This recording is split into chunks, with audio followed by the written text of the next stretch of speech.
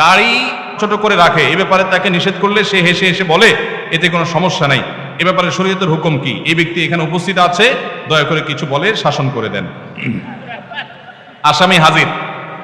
ভাইরা আমার, দাড়ি লম্বা করা এটা নবী সাল্লাল্লাহু আলাইহি ওয়াসাল্লামের নির্দেশ। তিনি বলেছেন আফুল্লুহা আরখুল্লুহা, তোমরা দাড়িকে ছেড়ে দাও। দাড়িকে ছেড়ে দিতে বলেছেন, লম্বা করতে বলেছেন। সাহাবীদের মধ্যে এক মুষ্টির পরে, বুখারীর হাদিসে এক মুষ্টির পরে অতিরিক্ত অংশ কাটার বিষয়টা সাব্যস্ত আছে। এর আগে এক মুষ্টির আগে সাহাবীদের কারো কাছ থেকে, নবী সাল্লাল্লাহু আলাইহি ওয়াসাল্লাম থেকে কোনো হাদিসে দাড়ি কাটা ছাটার কোনো প্রমাণ নাই। এজন্য সারা বিশ্বের প্রায় সব উলামায়ে ইকরাম একমত যে দাড়ি লম্বা করা ওয়াজিব।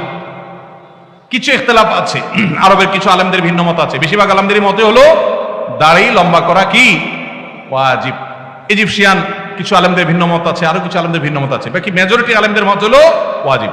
আমরা বলি দাড়ি রাখা সুন্নত, সেটা সুন্নত এই অর্থে নবীজিও দাড়ি রেখেছেন, সেই হিসাবে সুন্নত, কিন্তু তিনি নির্দেশ করলে সেটা কি হয়ে যায়, সেটা আমভাবে ওয়াজিব হয়ে যায়, সেই হিসাবে দাড়ি রাখা ওয়াজিব। অতএব ভাই, যদি কেউ মনে করে দাড়ি না রাখলে সমস্যা নাই, তার কাছে সমস্যার ডেফিনিশনটা কি, সংজ্ঞাটা কি? কেউ তো বলতে পারে নামাজ না পড়লেও সমস্যা নাই, কিন্তু একজন মুসলমান মনে করবে আল্লাহ নবীর ওয়াজিব তরক করলে সমস্যা আছে না নাই? আছে। কিয়ামতের ময়দানে তার জন্য জবাবদিহি করতে হবে কি হবে না? হবে।